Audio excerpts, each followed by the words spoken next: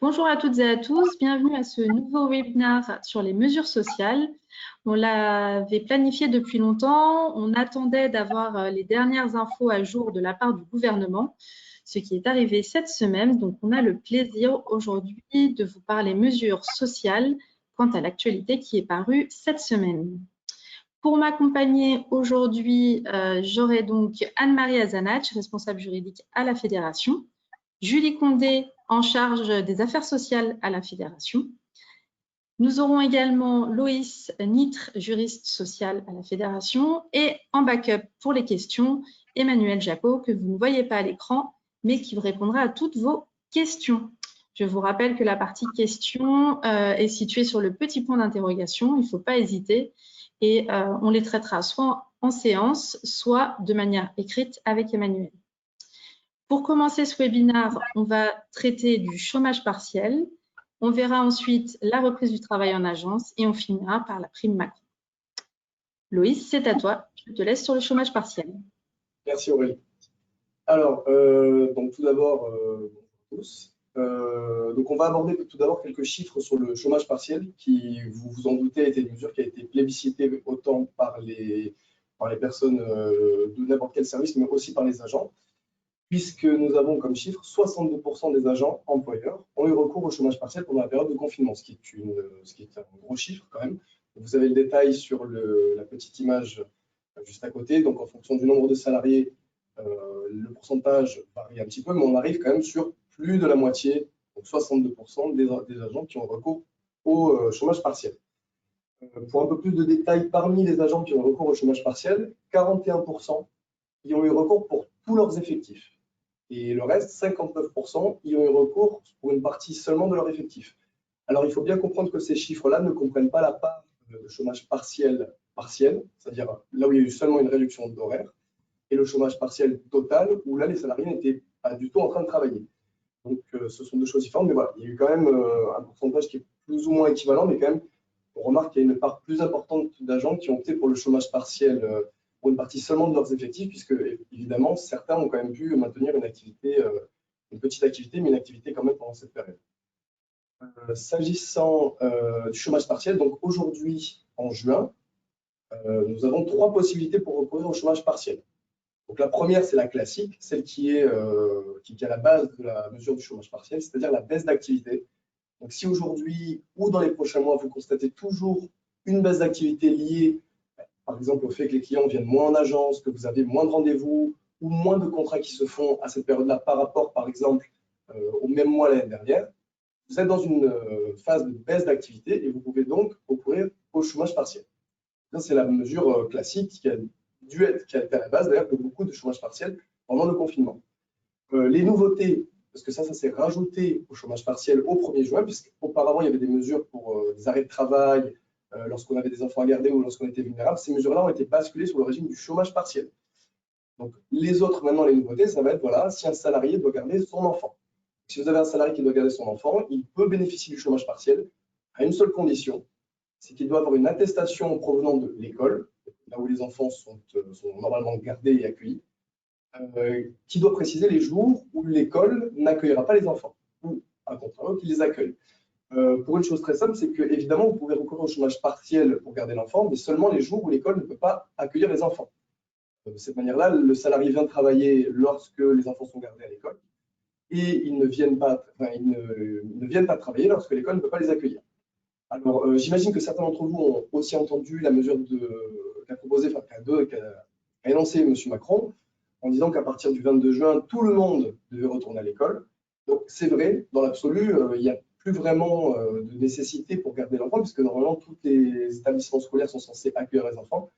Le souci, c'est qu'on a quand même encore quelques mesures de protection sanitaire qui ont certes été réduites, mais qui existent encore. Et certaines écoles de petites communes n'ont peut-être pas les moyens de les appliquer. Donc, si il est possible qu'il y ait encore des cas où des écoles ne puissent pas accueillir des enfants quelques jours dans la semaine et que ce cas puisse quand même se poser encore aujourd'hui. Le cas par contre qui est plus durable et qui, à mon sens, sera peut-être celui qui sera prolongé le plus longtemps, c'est celui où vous avez un salarié qui est ou qui vit avec une personne vulnérable. Donc, qu'est-ce qu'on entend par personne vulnérable? C'est une personne qui a une affliction particulière au niveau de sa santé, Donc, je vous épargne la liste des personnes vulnérables. Il y a un décret qui fixe de manière exhaustive ces personnes-là. Donc, ce n'est pas juste parce que vous avez une personne qui a un diabète ou qui a de l'asthme, par exemple. Ce sont des conditions assez réglementées et qui ne peuvent être énoncées que par un médecin. Donc, pour vous donner un exemple, ce sera la femme enceinte à partir du 3e trimestre. Donc, si vous avez une femme enceinte qui est salariée, qui n'est qu'à son 1er mois de grossesse, soit son 2e mois de grossesse, elle n'est pas considérée comme une personne vulnérable. Dans tous les cas, si vous avez un salarié qui est personne vulnérable et qui figure bien dans le décret, pour qu'il ne vienne pas travailler, il faut absolument qu'il ait ce qu'on appelle un certificat d'isolement, qui doit être établi par un médecin, et qui établira justement sa vulnérabilité et l'impossibilité de venir travailler. Petite chose à préciser, si vous avez un salarié qui est en personne vulnérable, il vaut mieux le laisser en télétravail, si cela est possible. Le certificat d'isolement ne sera demandé que quand vous demandez au salarié de venir travailler sur le site. S'il reste en télétravail, le certificat d'isolement n'est apparemment pas demandé. Autre chose à préciser, ce certificat n'a pas de date de fin, il n'a pas de date butoir. Pour l'instant, la seule date qui est donnée pour ce certificat, c'est le 31 décembre 2020, une date un petit peu lointaine quand même. Mais la raison est simple, c'est que pour l'instant, je pense qu'on n'a pas d'idée de quand cette pandémie s'arrêtera, et donc par sécurité, on préfère donner une date qui est lointaine, donc le 31 décembre 2020, mais qui sera sûrement précisée par décret. Donc, pour l'instant, on n'a pas de décret là-dessus, donc ça reste la date du 31 décembre 2020. Donc si vous avez un salarié qui est personne vulnérable, pour l'instant, il doit rester chez lui, donc soit en télétravail, soit en chômage partiel, jusqu'à cette fameuse date, ou alors jusqu'à une date qui sera précisée par décret. À noter aussi qu'au 1er juin, on a une baisse de la prise en charge du chômage partiel. Avant le 1er juin, on était sur une prise en charge à 100%, c'est-à-dire que vous versiez, vous en tant qu'employeur, 84% du salaire net de votre salarié, et l'État vous remboursait à 100%, c'est-à-dire qu'il vous remboursait totalement ces 84%. Au 1er juin, l'État ne prend en charge plus que 60% du salaire brut, alors qu'avant, il en prenait 70%. C'est-à-dire que maintenant, quand vous allez verser 84% du salaire net, puisque le salaire du salarié est toujours de 84% du net, l'État ne vous remboursera pas à hauteur de 100%, mais à hauteur de 85%. C'est-à-dire que 15% des 84% que vous versez à votre salarié resteront à votre charge et ne vous seront pas remboursés. Donc voilà, il faut quand même voir aussi que pour l'instant, la prise en charge pourrait baisser dans les prochains mois. Ça sera précisé encore une fois par décret ou par précision du gouvernement. Mais il faut savoir que cette prise en charge, que ce soit le salaire du salarié ou la prise en charge de l'État, sera amenée à baisser encore plus que ces 85%. Donc pour l'instant, ce sont des mesures qui sont précisées de manière, on va dire, informative. On attend les textes, on attend tout ce qui va être mis en place pour être sur des textes précis. Et voilà, pour l'instant, on va quand même sur une baisse de la prise en charge de manière généralisée. Alors aussi, la deuxième question qui peut se poser sur le chômage partiel, ça va être bien évidemment les contrôles. C'est-à-dire, bon, est-ce que j'ai bien rempli ma déclaration? Est-ce que j'avais bien droit? Si je suis contrôlé, qu'est-ce que je risque? Donc, des questions légitimes. Et aussi légitimes, d'autant plus qu'il va y avoir des contrôles. Voilà. Ça a été dit par la directe, ça a été précisé par le gouvernement, et c'est logique, en raison du recours massif au chômage partiel. Il y a eu beaucoup d'abus. Et le but de ces contrôles est justement d'identifier ces abus et de les régulariser. Donc, pour vous rassurer quand même, parce que là, c'est peut-être un petit peu effrayant comme façon de présenter les choses, la directe a quand même précisé qu'il y aurait 2 axes de contrôle, de manière générale. C'est-à-dire qu'il y aurait premièrement une lutte contre les fraudes. Voilà. Principalement, le contrôle va être axé sur ça, c'est-à-dire qu'on va rechercher les entreprises qui ont fraudé. Et notamment, la principale fraude au chômage partiel, c'est le fait de demander à ses salariés de travailler pendant les heures chômées. C'est-à-dire que vous allez demander à un salarié de travailler alors qu'il n'était pas censé le faire, et l'État vous remboursera le salaire alors que votre salarié n'était pas censé travailler. Ça va être notamment le cas si vous étiez en télétravail. Si les salariés étaient en télétravail, les contrôles vont faire en sorte de voir si le salarié était connecté sur sa messagerie ou qu'il a répondu à des mails pendant les heures que vous avez déclarées comme chômé. Si c'est le cas, on peut considérer qu'il y a fraude, ou alors il faudra prouver que le salarié s'est connecté de lui-même et qu'il n'avait pas d'injonction de son employeur. Bon, ça encore, ce sera du cas par cas, mais principalement, ce sera la principale fraude qui sera recherchée. Le deuxième axe, qui est lui plus, on va dire, une mesure d'accompagnement au final et une mesure qui facilitera peut-être les entreprises qui ont mal renseigné leurs demandes, c'est la régularisation. C'est-à-dire qu'effectivement, comme on a tout fait dans la précipitation, beaucoup d'entreprises qui ne connaissaient pas le chômage partiel d'une part et qui ont dû le mettre en place assez rapidement, ont fait des erreurs. Voilà. Je pense que beaucoup d'agents ont été confrontés à cette fameuse déclaration qui était un petit peu incompréhensible. Il y a des erreurs qui ont été faites. C'est pas très grave en soi. mais il va y avoir quand même un axe de contrôle de régularisation sur ces demandes. Donc, les contrôles vont permettre d'identifier les entreprises qui ont notamment eu des difficultés, qui auront besoin d'un accompagnement et qui pourront voilà, régulariser, alors, certaines mesures plus ou moins faciles en fonction des entreprises, mais qui permettront voilà, de se régulariser, de revenir dans les règles, sachant que la Directe a quand même dit qu'il y aurait une bienveillance dans ces contrôles. On ne recherchera pas la petite bête, pour dire les choses, mais on cherchera quand même la grosse fraude. Et s'il faut qu'il y ait aussi une demande était mal renseignée, il y aura quand même une possibilité pour voilà, régulariser tout ça sans qu'il y ait forcément d'amende ou de choses comme ça. Donc, bien sûr, s'il y a quand même des fraudes et même s'il y a des problèmes au niveau de la demande, il y aura quand même des sanctions. Ça, c'est le point logique des contrôles. Ces sanctions, donc voilà, elles sont listées de manière un petit peu exhaustive dans le slide que vous voyez. Il y en a principalement 5. Donc, comme je vous l'ai dit, c'est la régularisation des demandes d'indemnisation. C'est-à-dire que voilà, peu importe que l'erreur soit favorable ou défavorable en tant qu'agent, il faudra la régulariser. Donc, soit vous volontairement via le droit de l'erreur, parce que vous avez droit à l'erreur quand même dans le droit administratif, ou par le biais d'une procédure de reversement initiée par la Directe. C'est-à-dire qu'on vous demandera de rembourser les aides ou on vous demandera de rembourser, de régulariser votre demande. La deuxième sanction qui pourra être prononcée, ce sera le retrait d'une autorisation de la mise en activité partielle. C'est-à-dire que si vous n'y avez pas droit, si vous n'y avez pas eu droit, on pourra vous retirer cette autorisation dans un délai de 4 mois lorsque les conditions légales n'étaient pas réunies. Donc ça, tout dépendra des cas, mais voilà, si vous n'avez pas eu les conditions initiales, c'est-à-dire notamment la baisse d'activité, si elle n'était pas assez forte, si elle n'était pas assez prouvée ou qu'elle n'était pas nécessaire, on pourra retirer cette fameuse autorisation de mise en activité partielle. On pourra aussi avoir le retrait de la décision d'indemnisation. Ça qui peut s'appliquer sans délai lorsque les conditions légales ne sont pas ou plus remplies. Donc là, c'est à peu près pareil, c'est lorsque vous avez des conditions qui ne sont plus remplies et que vous avez continué à bénéficier du chômage partiel. Les deux sanctions qui sont pour le coup un petit peu plus fortes et qui, à mon sens, s'appliqueront plus quand on sera dans un cas de fraude, ce sera l'application d'une sanction administrative constatée par PV, comme l'exclusion de l'accès à certaines aides publiques pendant plus de 5 ans. Au plus de 5 ans, pardon. Donc ça, oui, clairement, c'est le fait de ne pas pouvoir bénéficier d'aides publiques de diverses sortes en raison justement d'une fraude constatée. Donc ça peut être assez embêtant, notamment dans les prochains mois, si jamais on venait à recourir au chômage partiel. Et enfin, la sanction qui sera peut-être la plus forte et sûrement la plus rare, parce qu'il faudrait quand même caractériser une faute assez importante, ce sera le constat par procès-verbal d'une fraude constitutive de l'infraction de travail illégal. Et là, dans ce cas-là, effectivement, les peines sont assez lourdes puisqu'on peut aller jusqu'à 2 ans d'emprisonnement et 30 000 € d'amende. Donc, ce sont quand même des sanctions qui sont gradées, c'est-à-dire qu'on va de la moins grave à la plus grave. Dans la plupart des cas, je pense qu'en tant qu'agent, ce sera juste une régularisation simple et les infractions de travail illégal concerneront, à mon sens, peut-être des entreprises qui ont été peut-être beaucoup plus conscientes de l'infraction qu'elles faisaient de la fraude, mais je pense. Ça m'étonnerait vraiment qu'il y ait des sanctions assez lourdes pour les agents généraux, à moins que vous ayez fait une fraude évidemment évidente. Voilà, donc ça vous plaît tout, je pense, pour le chômage partiel. Je vais passer la main. Avant de passer cette partie, on avait une petite question, Loïc. Est-ce que tu aurais des exemples de critères de baisse, de justificatifs de baisse d'activité que pourrait fournir l'agent? Oui, c'est vrai que je n'ai pas pensé à l'évoquer quand j'avais les cas de chômage partiel. Alors, c'est vrai qu'on a vu les questions au début de confinement. Ce ne sera pas vraiment la baisse du chiffre d'affaires. Voilà, parce que forcément, en tant qu'agent, il y a une espèce de délai entre le chiffre d'affaires constaté, le chiffre d'affaires, on va dire, qui peut s'appliquer dans l'année. Donc, c'est un peu compliqué pour les agents d'évoquer une baisse du chiffre d'affaires, ce qui est normal. Ce qu'on avait conseillé aux agents, c'était de conserver quand même des papiers ou des preuves qu'il y avait, par exemple, une baisse au niveau des rendez-vous, une baisse au niveau de la clientèle qui vient en agence, tout simplement. Une baisse, par exemple, de contrats, de sinistres déclarés. Tout simplement, tout ce qui fait le cœur de la profession d'agent.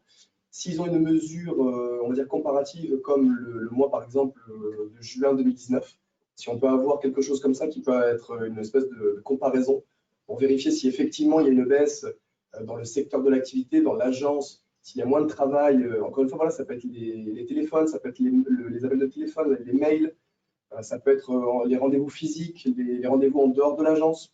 Autant de facteurs, si vous voulez, qui font qu'on peut démontrer qu'il y a une baisse de l'activité, que le travail n'est plus vraiment comme il était l'année dernière à une période similaire et que l'agent ne rentre pas autant, on va dire, de chiffres que ça pourrait être le cas en période normale, voilà, tout simplement. Donc c'est très large, il va y avoir beaucoup de choses. D'accord, merci Loïs. On va passer à la partie reprise du travail en agence et puis on reviendra aux questions s'il y en a après. Merci. Bonjour à tous. Donc, moi, je vais vous parler effectivement de la reprise du travail en agence et surtout des obligations qui vont avec pour vous en tant qu'employeur. Donc, il y a eu un petit délai. Hein. J'imagine que la plupart d'entre vous avaient repris en agence. J'espère que ça s'est bien passé pour tout le monde. Vous avez, au moment de la reprise, pris connaissance, j'imagine, de la fiche sanitaire qu'on a construite au niveau d'AGA. Des affichages également qu'on avait mis à votre disposition. Donc, pour vous rappeler un peu le contexte de cette fiche sanitaire, elle a été construite en fait au niveau de la fédération AGA, mais également avec nos partenaires sociaux, donc c'est-à-dire les syndicats de salariés. Ça a été une co-construction pour être en mesure de vous fournir un outil le plus exhaustif possible pour vous accompagner, puisque la période était quand même assez stressante pour tout le monde. On ne savait pas exactement ce qu'il fallait respecter pour accueillir les salariés en agence. Donc, cette fiche-là, elle a été publiée sur le site d'AGA, elle vous a été envoyée. Et en parallèle, on a travaillé avec d'autres fédérations du secteur assurantiel, donc la FFA, la CSCA et la SNSA, donc c'est-à-dire les sociétés d'assurance, les courtiers et les assisteurs, pour construire une fiche plus large secteur assurance, pour qu'elle soit publiée officiellement sur le site du ministère du Travail. Donc, ça a beaucoup tardé. On a relancé. Notre fiche a finalement été publiée la semaine dernière sur le site du ministère du Travail. Et hier, le nouveau protocole national de déconfinement a été publié, qui est venu bouleverser le contenu de la fiche qu'on avait enfin réussi à publier. Donc, pour votre information, il faut maintenant tenir compte uniquement de ce nouveau protocole national de déconfinement dont je vais vous parler. Les fiches faites par la branche peuvent toujours être regardées, hein, c'est toujours intéressant dans le contenu, mais c'est plus celle-ci qui prime, c'est vraiment le nouveau protocole national de déconfinement. Il est bien sûr à votre disposition sur le site internet d'AGA et il y a 3 modifications majeures qui vous intéressent.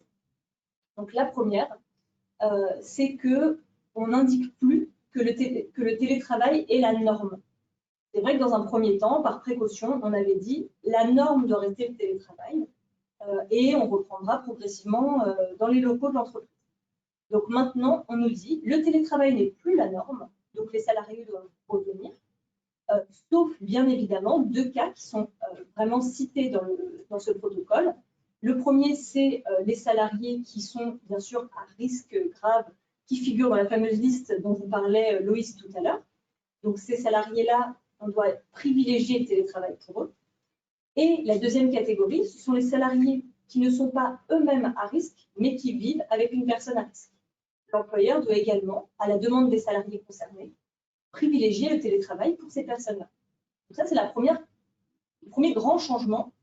Je sais que vous étiez en attente de ça, puisqu'il y a des salariés qui demandent à rester en télétravail. N'oubliez pas qu'en dehors des 2 cas qu'on vient de citer, c'est vraiment le pouvoir de direction de l'employeur de dire « Nous avons décidé de vous faire revenir au travail, bien sûr parce que nous avons pris toutes les mesures sanitaires qui s'imposent et qu'on est en mesure de vous accueillir de manière sécurisée. » Donc, la deuxième grande nouveauté, c'est la norme de 4 mètres carrés par salarié, dont vous avez sans doute entendu parler. Donc, on avait dit, il faut, dans l'agence, 4 mètres carrés par salarié pour respecter les normes sanitaires. Donc, ça a été supprimé puisque la situation sanitaire semble s'améliorer. Donc, maintenant, on revient en fait, en quelque sorte, hein, à la nécessité de laisser un espace de 1 mètre. Donc, cette fameuse distanciation physique de 1 mètre pour chaque salarié. Vous pouvez choisir de faire plus dans votre agence, mais vous n'êtes pas obligé. Vous pouvez également, en tant qu'employeur et chef d'entreprise, définir une jauge de nombre de personnes que vous pouvez accueillir simultanément dans votre agence. Ça aussi, le protocole en parle. Il n'y a pas de chiffre, c'est à vous de le définir. Et la dernière grande nouveauté de ce protocole de déconfinement, On ne sait pas exactement ce que ça va impliquer pour le moment, mais il est inscrit que l'employeur doit désigner un référent Covid parmi les salariés. Donc, dans les entreprises qui ont plus de 10 salariés, ça doit être un salarié qui est quelqu'un d'autre que le chef d'entreprise. Dans les entreprises de moins de 10 salariés, c'est le cas pour la plupart d'entre vous, l'employeur peut tenir ce rôle de référent Covid. Donc, cette personne doit s'assurer que les règles de prévention sont appliquées et les communiquer aux salariés pour que tout le monde ait les mêmes informations. Donc, le protocole national, je vous invite quand même à le regarder en détail, il n'est pas très long, il y a pas mal d'informations intéressantes sur l'aération des locaux, la manière de nettoyer. Maintenant, je pense que vous êtes tous à jour là-dessus, mais voilà, ça y figure, sachez-le. La conduite à tenir également en cas de salarié qui serait atteint du Covid, etc. On a une question, Julie. Il n'est pas nécessaire de l'afficher, ce protocole, dans l'agence Alors, vous n'avez pas à l'afficher. Et justement, j'allais vous en parler. La bonne nouvelle tout de même, puisqu'il reste quelque chose de ce qu'on avait construit, c'est que les affiches qu'on avait mises à votre disposition sur le site d'AGR, qui sont à destination de vos clients ou à destination de vos salariés, sont toujours valables. Donc, je sais que plusieurs, enfin même grand nombre d'entre vous les avez affichées, donc, mais gardez-les. C'est toujours valable, c'est toujours utile. Voilà, elles n'auront pas besoin d'être modifiées. Vous pouvez aller les chercher sur le site internet dès maintenant. et le protocole est aussi sur notre site, puisqu'on nous le demande.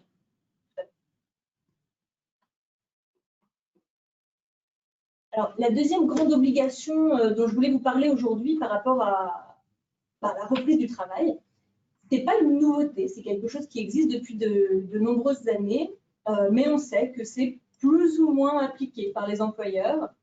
C'est la DUER. Donc, la DUER, c'est en fait le document unique d'évaluation des risques professionnels. C'est un document, alors qui peut être informatique, qui peut être un papier, que vous avez en fait l'obligation d'avoir dans votre entreprise, quel que soit votre effectif. Donc, même si vous n'avez qu'un seul salarié, vous devez avoir ce document unique dans votre entreprise. En fait, c'est simple, c'est un document qui répertorie les risques qui sont présents dans votre agence. Risque de tomber dans les escaliers, risque de se couper, risque divers de troubles musculo-squelettiques parce que les salariés sont mal installés. Enfin, voilà, c'est très, très varié. C'est une obligation.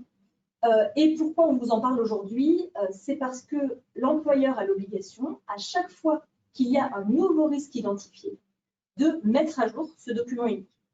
Donc là, bien évidemment, avec le Covid, vous vous en doutez, il y a une mise à jour qui est nécessaire puisqu'il y a de nouveaux risques dans l'entreprise qui sont apparus.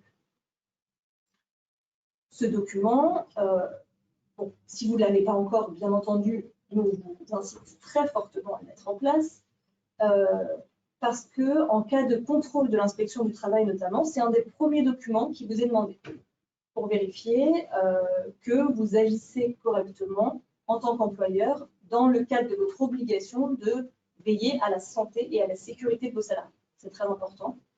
La médecine du travail peut également vous le demander. Il doit être également mis à la disposition des représentants du personnel pour ceux d'entre vous qui en avez. Et les salariés peuvent y avoir accès s'ils vous le demandent. Donc, la question est toujours la même, hein. Qu'est-ce que je risque si j'en ai pas?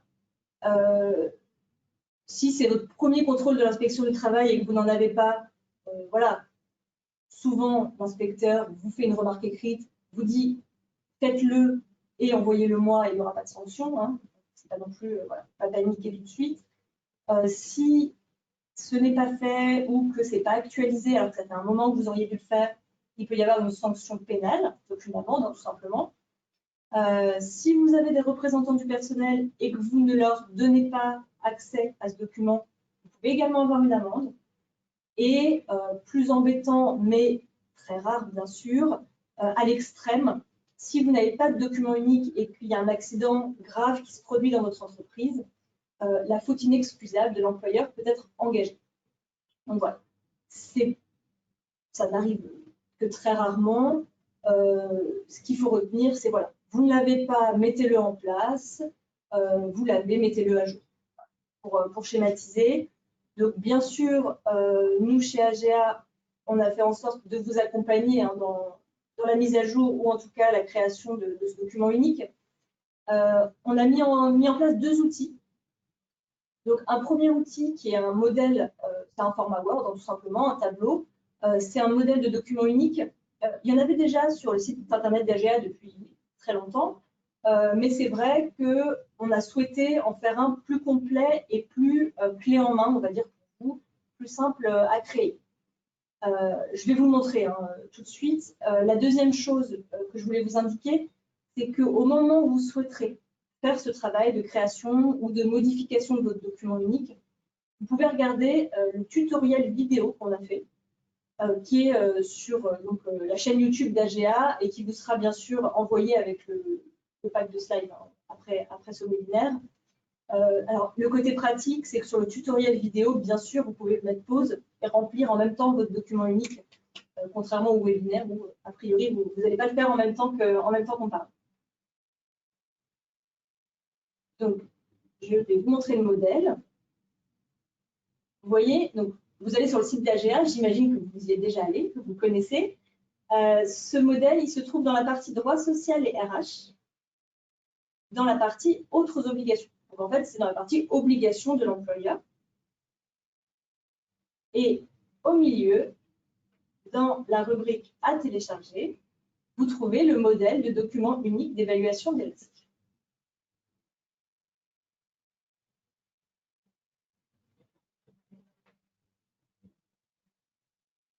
La première chose qui est très importante, hein, d'ailleurs c'est en jaune fluo, c'est bien sûr, c'est un modèle qui est très complet, mais adaptez-le vraiment à la réalité de votre agence. Il y a sans doute beaucoup de risques qui sont indiqués, qui ne sont pas présents chez vous. Et inversement, il y a peut-être des choses chez vous qu'on ne connaît pas. Typiquement, s'il y a un tapis qui glisse dans l'entrée de votre agence, je ne le sais pas, donc je ne l'ai pas mis dans le modèle, mais mettez-le dans votre document unique, bien entendu, si vous êtes concerné. La première partie du modèle, vous pouvez le voir, c'est très administratif. Hein. L'identification de votre entreprise, les contacts utiles, donc inspection du travail, service de santé au travail. Et après, bien entendu, un petit mode d'emploi pour vous expliquer comment utiliser ce modèle. Donc ensuite, on passe à la partie un peu plus rébarbative, mais vraiment pas si compliquée que ça à mettre en place. Donc, c'est la liste, en fait, des risques. Donc, nous, on a décidé de diviser en plusieurs parties. Alors, dans certaines entreprises, on fait un tableau par type de poste ou par service. Dans le modèle, on a décidé de mettre un premier tableau sur les risques pour les salariés sédentaires, un deuxième tableau pour les risques pour les salariés itinérants, un troisième tableau, alors vous n'êtes pas tous concernés, mais pour les risques spécifiques sur le personnel d'entretien lorsque ce sont vos salariés, et enfin une annexe spécifique Covid-19. Je reprends sur le premier tableau pour vous expliquer un peu le fonctionnement. Donc, une première partie, les 2 premières colonnes d'identification du risque. Donc là, de manière très simple, utilisation du téléphone, quels sont les risques dans votre agence? Là, on a identifié gestes répétitifs, par exemple, effet à long terme sur les articulations. Ou encore, on est tout le temps assis, manque de circulation dans les jambes, phénomène de jambes lourdes. Vous verrez, il y a une liste très longue de tous les risques qui peuvent intervenir. Voilà, le stress avec les interventions rapides, des clients qui mettent la pression. Enfin voilà, je vous laisse mettre ce que vous souhaitez. Ensuite, on qualifie le risque. Donc ça, c'est les 2 colonnes suivantes. On note de 1 à 4 la probabilité que le risque intervienne.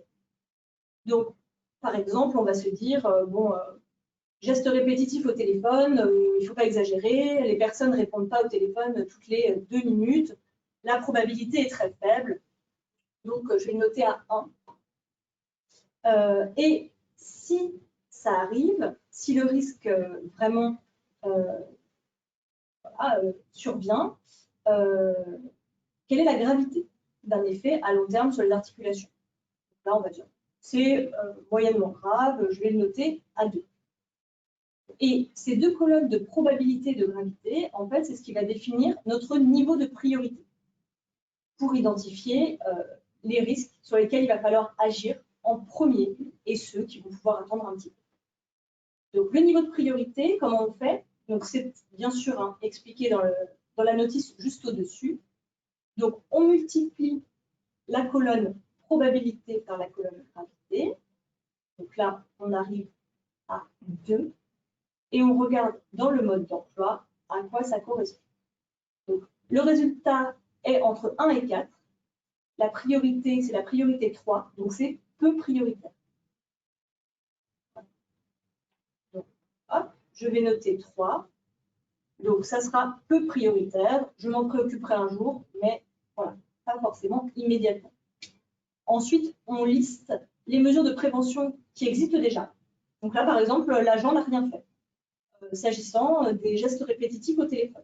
En revanche, il a identifié le problème et il s'est dit, dans la colonne plan d'action, je vais mettre mise à disposition de casques pour mes salariés pour éviter de décrocher le téléphone. Voilà. Donc c'est la manière de faire. Donc, je vous laisserai découvrir un peu l'exhaustivité. Je vais juste vous montrer l'annexe sur le Covid-19, puisque pour ceux d'entre vous qui avaient déjà un document unique, voilà, il faudra juste rajouter une annexe sur le Covid. 2 parties différentes. Lorsque le travail est fait en télétravail, alors on l'a laissé parce qu'il y a encore des salariés qui peuvent être concernés, avec des risques de mauvaise ergonomie, de perte des limites vie professionnelle, vie privée, ce genre de choses. Et ensuite, travail dans les locaux de l'entreprise. Donc là, le risque, c'est clairement d'attraper le Covid-19. Voilà. Donc avec toute une liste de mesures de prévention ou de plans d'action que l'agent peut mettre en place. Une fois que vous avez fait ça, vous avez votre document unique d'évaluation des risques. Et en cas de contrôle, vous serez dans les règles. Et surtout, vous aurez, parce que ce n'est pas que pour le contrôle, hein, bien sûr, vous aurez une vision complète des risques dans votre agence et ça fera peut-être émerger des idées pour améliorer ces risques.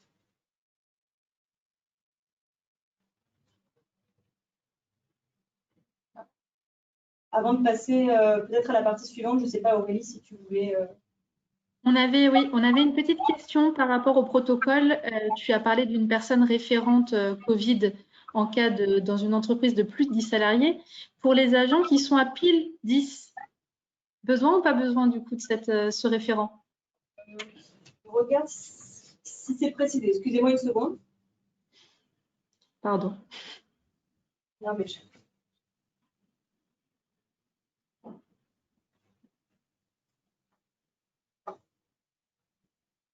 Sinon, tu nous dis ça tout à l'heure, après, pendant la séance de questions-réponses. Ne t'en fais pas.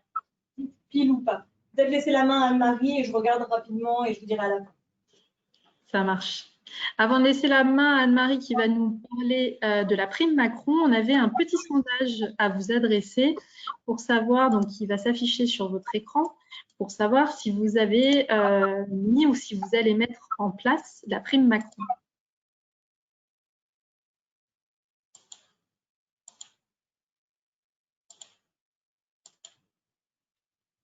Donc, on vous laisse répondre.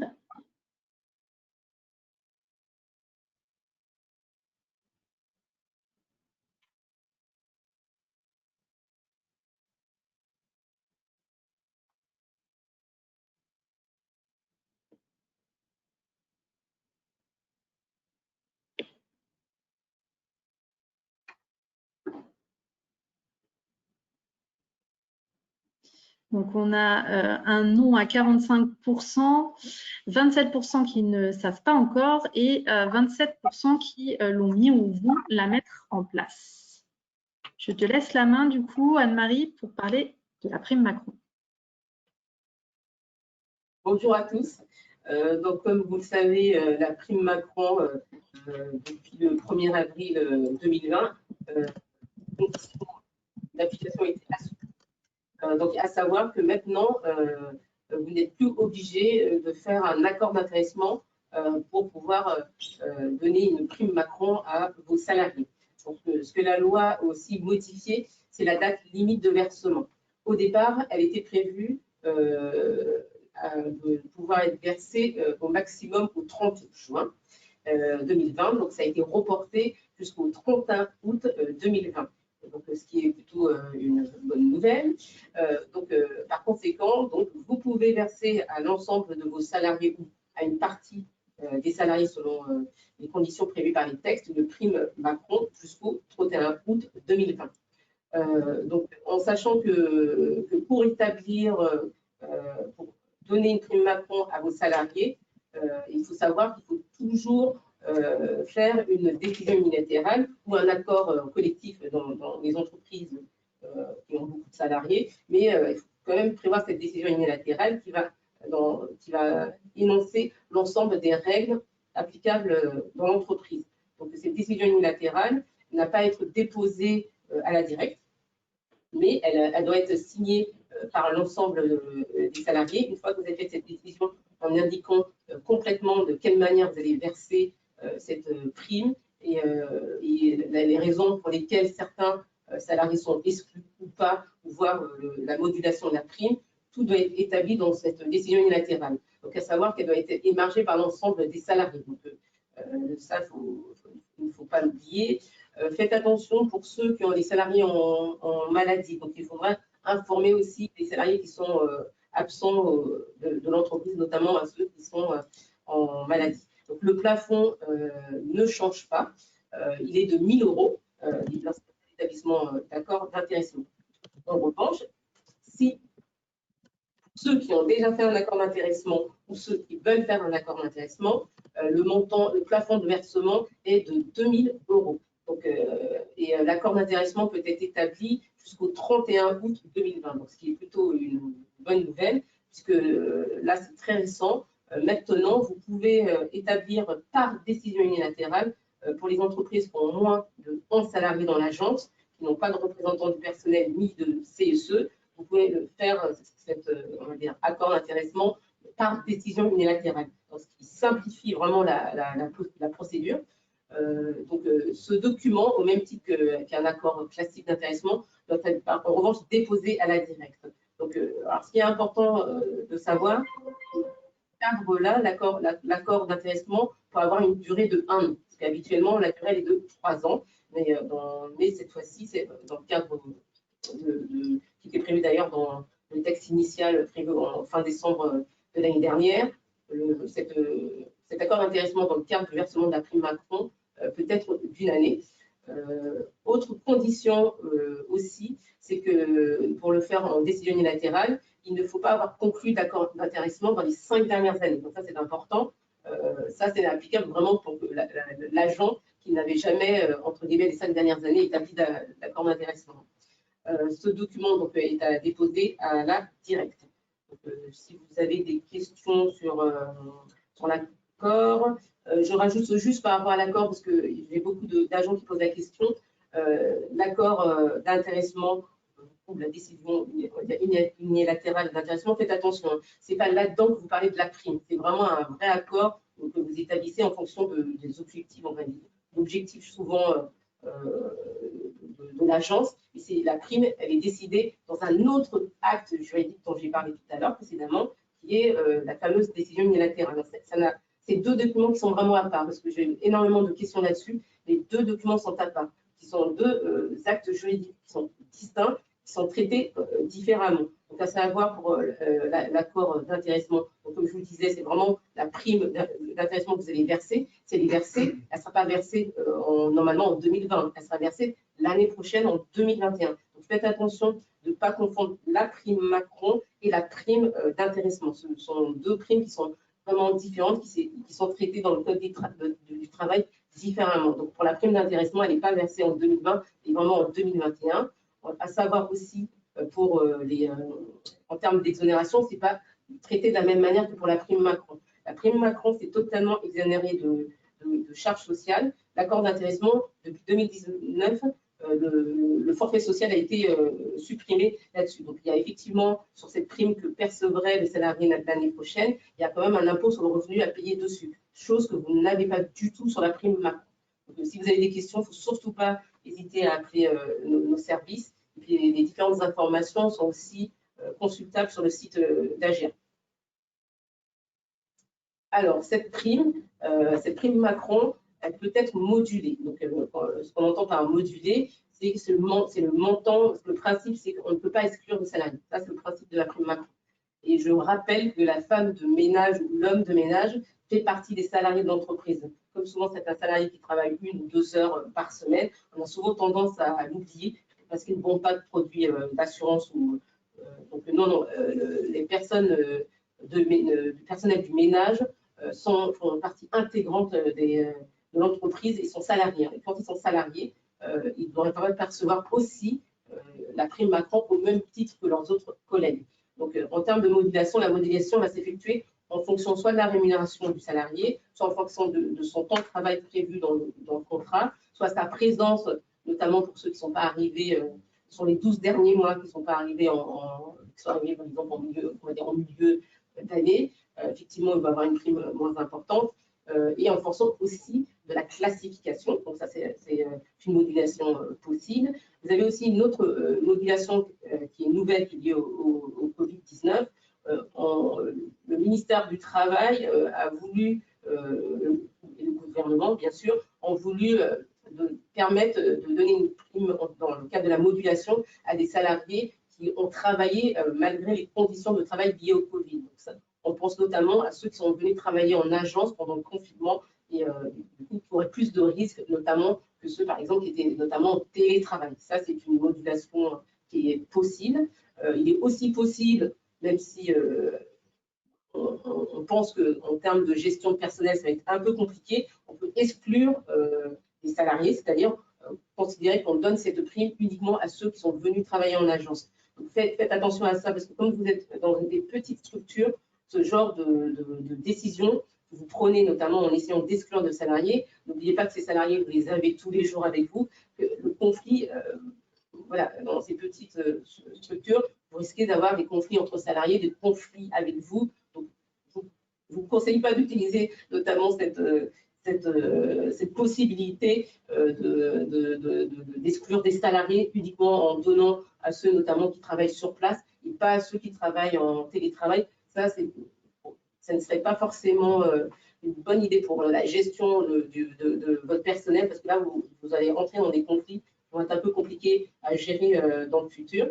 Alors, de même, cette modulation ou cette exclusion doit être prévue dans l'accord collectif ou dans la décision unilatérale. Donc ça, c'est important parce que le premier réflexe de l'URSSAF, quand ils viennent contrôler les entreprises, donc si jamais ils contrôlent votre agence, c'est d'aller regarder en premier lieu l'accord collectif ou la décision unilatérale, bien prévoir que tout a bien été prévu dans cette décision. Alors, comme je le disais tout à l'heure, l'accord collectif, lui, doit être déposé à la directe.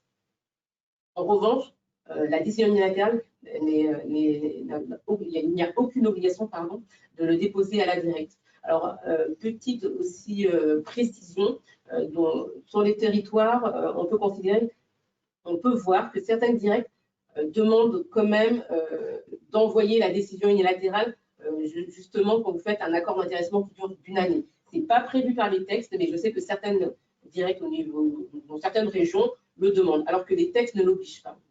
Donc voilà, si vous avez des questions sur la prime, n'hésitez pas. Alors, on a une petite question concernant la décision unilatérale. Est-ce qu'il y aurait un modèle sur notre site, Anne-Marie? Tout à fait. Vous avez un modèle de décision unilatérale sur le site d'AGA, effectivement, en allant donc dans la partie toujours droit social RH, dans la partie paix, vous allez avoir un modèle. Vous avez toute une note sur l'accord, toute une note et ainsi qu'un modèle.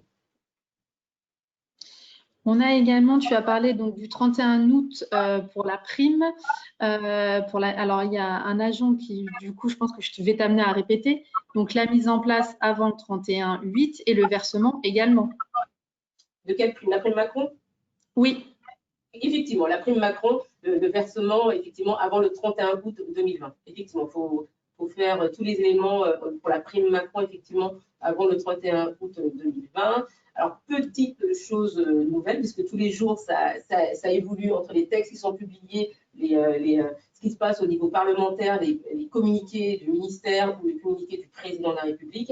Là, la dernière nouvelle, c'est qu'une commission de finances de l'Assemblée nationale est en train d'examiner depuis le 23 juin dernier, c'est dans le cadre du vote du budget rectificatif, une proposition de loi pour reporter cette échéance du 31 août 2020 au 31 décembre 2020. Donc, vous allez sans doute entendre en parler dans la presse. Donc, pour l'instant, rien n'est fait. Donc, de toute façon, si jamais il y a un report de cette échéance-là, il y aura une newsletter qui sera envoyée par AGA à l'ensemble des agents. On nous demande aussi, on nous parle beaucoup de la modulation dont tu as parlé. Est-ce que ça peut être indexé, on va dire, pour les salariés qui auraient eu du chômage partiel pour garde d'enfants, enfin, qui auraient fait de la garde d'enfants? Est-ce qu'on peut se dire que par rapport à un salarié qui n'en a pas fait, il peut avoir moins ou pas? Enfin, voilà. Donc, d'une certaine manière, non, on ne peut exclure aucun salarié. Le motif de modulation dans ce cadre-là, ça va être des conditions liées au Covid. Les fameuses conditions liées au Covid, parce que normalement, les exclusions, c'est uniquement celles que j'ai citées, donc à savoir la rémunération, la classification, le temps de présence dans l'entreprise. Le chômage partiel n'est pas considéré comme un temps de présence dans l'entreprise. D'accord? Mais faire attention, donc dans ce cadre-là, effectivement, ce qu'on va regarder, il faudra mettre en plus dans la décision unilatérale, dans le cas de cette modulation, c'est choisir le thème, si c'est les conditions liées au Covid ou pas. C'est là où la présence, donc c'est ça qu'il faudra analyser. Donc je vous conseille de mettre les deux dans cette décision. Ce que je vous propose, c'est de nous envoyer votre ébauche de décision unilatérale, et puis comme ça, on pourra l'étudier au service juridique. Il ne faut surtout pas hésiter. Merci Anne-Marie. Je crois qu'on a fait le tour sur la prime Macron. J'avais également des questions pour Loïs sur le chômage partiel. Étant donné que l'école est redevenue obligatoire, est-ce que mes salariés peuvent continuer à être en chômage partiel? Justement, c'est une question qu'on commence à voir, puisqu'effectivement, depuis le 22 juin, normalement, tout le monde doit revenir à l'école, que ce soit les écoles ou les collèges. Le souci, c'est que pour l'instant, l'absence de texte, on ne sait pas si l'attestation, cette fameuse attestation dont je vous ai parlé, est encore en vigueur. C'est pour ça que j'avais mis une petite précaution, et je pense que tout dépendra des cas. C'est-à-dire qu'effectivement, je pense que dans les grandes communes, les villes, je pense que les écoles peuvent accueillir les enfants. Mais dans certaines petites écoles qui n'ont peut-être pas les moyens ou qui n'ont pas la surface suffisante pour prendre des précautions encore qui sont encore en vigueur pour certains enfants, de mettre la distanciation dans les classes, ce genre de choses. Même si elles ont été réduites, ça peut être compliqué pour certaines écoles. Vraisemblablement, l'attestation est encore possible. À mon sens, ça sera quand même très réduit. Donc, comme je vous l'ai dit, depuis le 22 juin, normalement, tout le monde doit être revenu à l'école, mais pour l'instant, on n'a pas non plus d'exclusion de cette fameuse attestation. On n'a pas eu de décret ou de déclaration en ce sens-là. Donc, par précaution, si vous avez une attestation, laissez vos salariés en chômage partiel parce que techniquement, pour l'instant, on n'a pas de textes qui vont dans le sens contraire. Mais effectivement, il me semble que ce serait quand même des cas très, très réduits. Merci Loïs. On a également un agent qui nous dit qu'il a perçu des aides par rapport au chômage partiel. Du coup, en fait, ce qu'il nous dit, c'est qu'il a dû licencier le salarié. Est-ce que du coup, ça va, entre guillemets, impacter les aides qu'il aurait perçues? Alors, tout dépend de la date du licenciement. C'est un petit peu ça qui va compter, parce qu'à partir du moment où le salarié était licencié, il fait partie de l'effectif. Et l'indemnisation liée au chômage partiel est donc plus logique. Mais tout dépendra. Je ne pense pas que si le licenciement est valable, si le licenciement est en accord avec ce qui est connaissé par le droit du travail, s'il faisait partie de l'effectif pendant la période de chômage partiel, il sera indemnisé à ce titre-là pour les heures chômées. Après, encore une fois, c'est très difficile de se prononcer quand on n'a pas le cas précis de l'agent sous les yeux et chaque cas est différent. Mais à mon sens, si le salarié faisait partie de l'effectif pendant la période de chômage partiel, le besoin d'indemnisation était existant, il était nécessaire. Par contre, effectivement, à partir du moment où le salarié est licencié, s'il y a eu des aides qui ont été perçues, il faudra les rembourser ou en tout cas en dire. Merci Loïs. Je regarde si on a encore d'autres questions auxquelles nous n'aurions pas répondu. Oui, une pour Anne-Marie. Est-ce que si la prime Macron, il y a une prolongation, est-ce que du coup, elle pourrait être versée en 2 fois? C'est possible. Effectivement, la prime Macron peut être versée en 2 fois. Ça, c'est tout à fait possible. Tout ça, c'est à établir dans l'acte de décision unilatérale. Vous mettez les dates de versement. Donc, par exemple, vous pouvez mettre, là, on est au mois de juin, je vais verser une partie au mois de juin et l'autre partie au mois de juillet, par exemple. Ça, c'est tout à fait possible. D'accord. Merci Anne-Marie.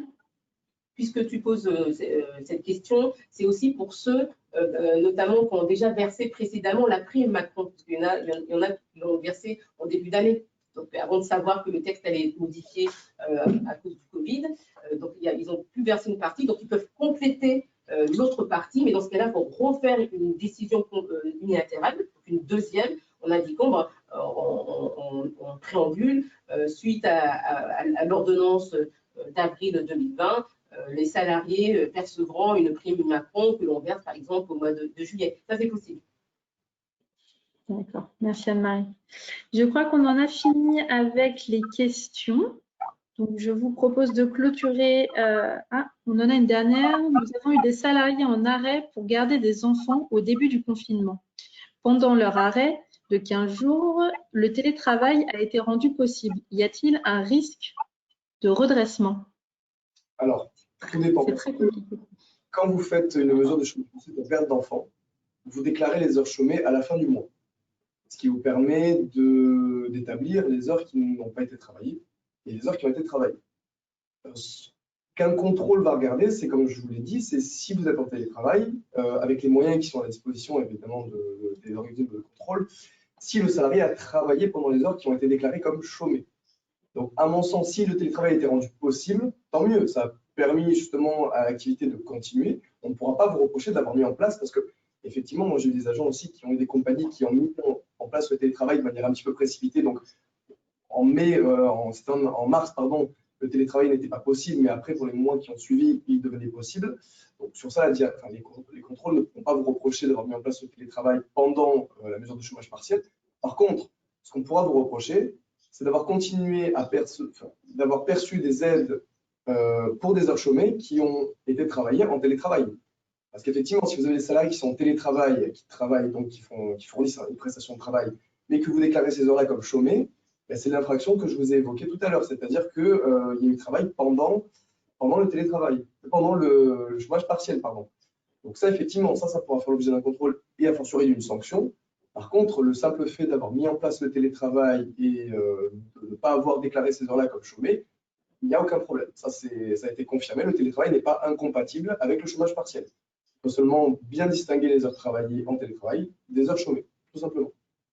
Je pense que pour toute la période de démarrage qui a quand même été un peu fastidieuse, les directs seront globalement compréhensibles. Oui, bien sûr. Oui, pour tout le monde, ça a mis du temps à démarrer, ça a été un peu flou. Donc, notamment pour ces 15 premiers jours, je pense que ce sera pas problématique. Tout à fait. Donc, comme disait Julie et donc Louise, oui, effectivement. Donc, ce que va voir la DIRECT, déjà, ils vont contrôler plutôt les grandes entreprises pour commencer. Ça, c'est sûr. Beaucoup de contrôles sont faits par dénonciation. C'est pour ça, faites attention aux salariés, parce qu'il y a beaucoup de contrôles qui sont opérés parce qu'il y a certains salariés qui se plaignent à l'inspection du travail et direct, il y a la directe est au courant et ils envoient des agents pour contrôler. Souvent, c'est un peu comme ça que c'est fait. Et ensuite, ils s'adaptent aux petites structures. Donc, ils savent bien que vous n'avez pas les mêmes moyens que les grandes structures. Donc, forcément, donc ils vont adapter en fonction de ce que vous allez dire. En revanche, comme l'a dit tout à l'heure Loïs, notamment pour le télétravail, parce que ça va être une des infractions qui est recherchée. Muriel Pénicaud, elle n'a pas caché.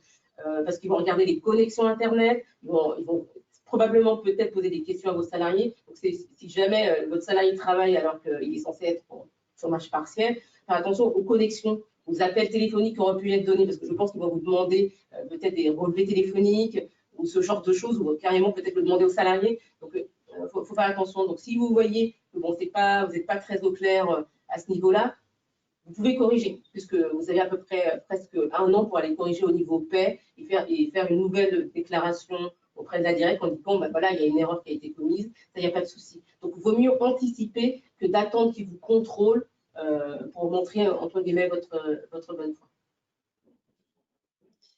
Eh bien, merci beaucoup pour toute votre expertise, messieurs, dames.